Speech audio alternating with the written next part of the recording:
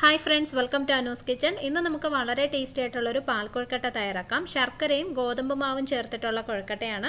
അപ്പോൾ ഇതെങ്ങനെയാണ് തയ്യാറാക്കുന്നതെന്ന് നോക്കാം. കൊഴുക്കട്ടയ്ക്കുള്ള ഗോതമ്പ് മാവ് കുഴച്ചെടുക്കാൻ വേണ്ടിയിട്ട് ഞാനിവിടെ 1.5 കപ്പ് വെള്ളം ഒരു പാനിൽ എടുത്തിട്ടുണ്ട്. അതിനകത്തേക്ക് 1/2 ടീസ്പൂൺ എണ്ണ ഒഴിച്ചു കൊടുക്കാം. ഞാൻ വെളിച്ചെണ്ണയാണ് ഉപയോഗിക്കുന്നത്. ഇതിലേക്ക് ആവശ്യത്തിന് ഉപ്പും ചേർത്ത് കൊടുക്കാം. ഇനി ഈ വെള്ളം നന്നായിട്ട് തിളച്ച് വരണം. വെള്ളം ഞാനിവിടെ വേറൊരു ബർണറിൽ മാറ്റി വെച്ചിട്ടുണ്ട്. അത് ചെറിയ തീയിലാണ് വെച്ചിരിക്കുന്നത്. അത് തിളച്ച് വരുന്ന സമയത്ത് തന്നെ നമുക്ക് ഗോതമ്പ് മാവ് ചെറുതായിട്ടൊന്ന് ചൂടാക്കിയെടുക്കാം. അപ്പോൾ ഒരു പാനിലേക്ക് 1 കപ്പ് ഗോതമ്പ് മാവ് ഇട്ട് കൊടുക്കാം. ഇനി ഒരു മീഡിയം ഫ്ലെയിമിലിട്ടിട്ട് ഇതൊന്ന് ചൂടാക്കിയെടുക്കാം. ഏകദേശം ഒരു 2 മിനിറ്റ് മതി. മാവ് ഒരുപാട് മൂത്ത് പോകരുത്. അതിൻ്റെ നിറം ഒന്നും മാറേണ്ട ആവശ്യമില്ല, അതുപോലെ മണവും മാറേണ്ട ആവശ്യമില്ല. ഒരു 2 മിനിറ്റ് മീഡിയം ഫ്ലെയിമിലിട്ടിട്ട് ഒന്ന് ചൂടാക്കി എടുത്താൽ മതി.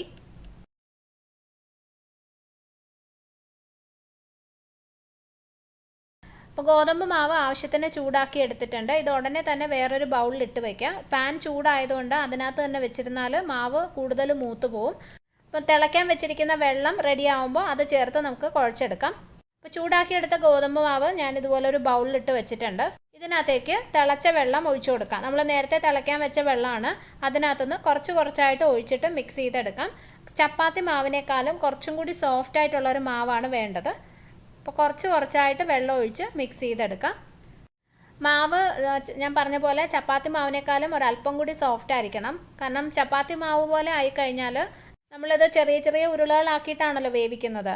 വേവിച്ച് കഴിയുമ്പോഴും ആ ഉരുളകൾക്ക് കുറച്ച് കട്ടി കൂടുതലായിരിക്കും. കഴിക്കുമ്പോഴും കുറച്ച് കട്ടിയായിട്ട് തോന്നും. അപ്പോൾ അതുകൊണ്ട് ഒരല്പം കൂടി സോഫ്റ്റ് ആയിട്ടുള്ള മാവായിട്ട് കുഴച്ചെടുക്കാം.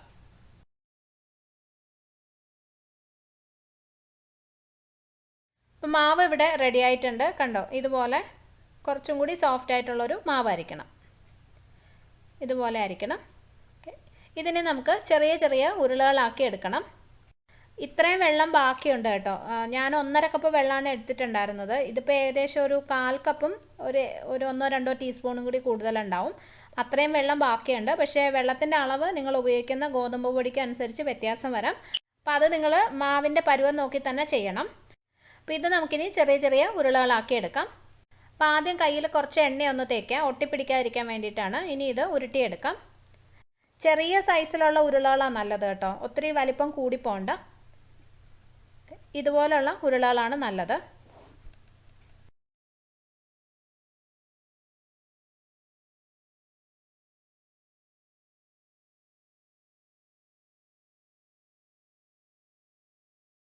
ഞാനിവിടെ മാവെല്ലാം ഉരുട്ടിയെടുത്തു.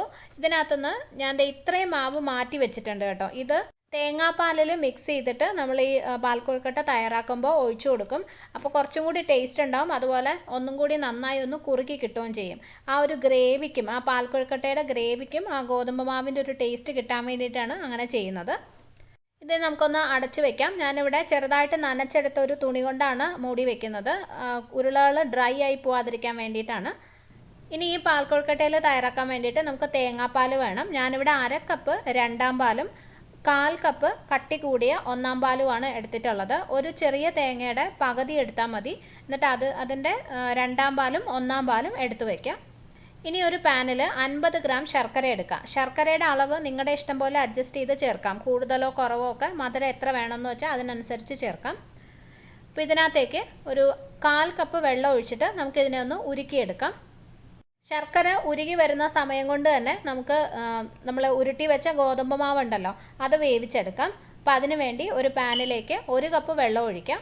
ഇനി ഈ വെള്ളം തിളച്ച് തുടങ്ങുമ്പോൾ നമ്മൾ ഉരുട്ടി വെച്ച ഗോതമ്പ് മാവ് ഇട്ട് കൊടുക്കാം.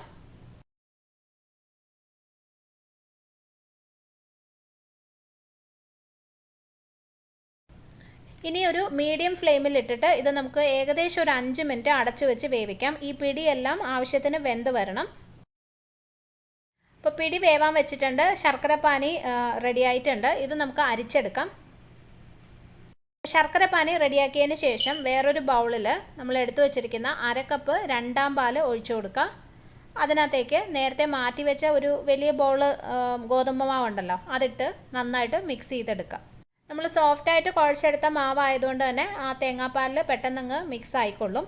ഒത്തിരി അങ്ങ് അലിയണമെന്നില്ല കേട്ടോ. ചെറിയ ചെറിയ പീസൊക്കെ മാവ് അതുപോലെ കിടന്നാലും കുഴപ്പമില്ല. കാരണം അത് വേവുമ്പോൾ സോഫ്റ്റായിട്ട് ആ പാൽപ്പിടിയുടെ ആ ഗ്രേവിയിൽ തന്നെ അങ്ങ് അലിഞ്ഞോളും.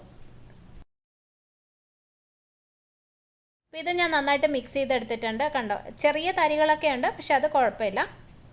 അപ്പോൾ ഈ ഗോതമ്പിൻ്റെ പിടി നമ്മൾ 5 മിനിറ്റ് അടച്ചു വെച്ച് വേവിച്ചിട്ടുണ്ടായിരുന്നു. അത് റെഡി ആയിട്ടുണ്ട്, ആവശ്യത്തിന് വെന്തിട്ടുണ്ട്. ഈ സമയത്ത് ഇത് നല്ല സോഫ്റ്റായിട്ട് തോന്നും, പക്ഷേ അത് കുഴപ്പമില്ല. നമ്മൾ ഇനി ഇതിനകത്തോട്ട് ശർക്കര പാനിയൊക്കെ ഒഴിക്കുമ്പോൾ ആ ശർക്കര പാനിയിൽ കുറച്ച് നേരം കിടന്ന് വേവുമ്പോൾ അത് ആവശ്യത്തിന് കട്ടിയായിക്കൊള്ളും. അപ്പോൾ ഇതിനകത്തേക്ക് നമുക്ക് എടുത്തു വച്ചിരിക്കുന്ന ശർക്കര പാനി ഒഴിച്ചു കൊടുക്കാം.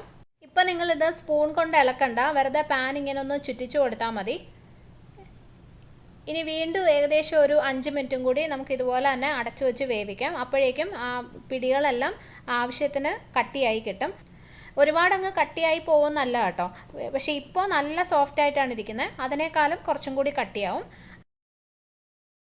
അപ്പോൾ ഞാനിത് ഒരു 5 മിനിറ്റ് വീണ്ടും അടച്ചു വെച്ച് വേവിച്ചിട്ടുണ്ടായിരുന്നു. ഇപ്പോൾ കണ്ടോ, ശർക്കര പാനി കുറച്ചും കൂടെ ഒന്ന് വറ്റിയിട്ടുണ്ട്, അതുപോലെ പിടികളും ആവശ്യത്തിന് വെന്തിട്ടുണ്ട്. ഇതിനകത്തേക്ക് നമുക്കിനി തേങ്ങാപ്പാൽ ഒഴിക്കണം.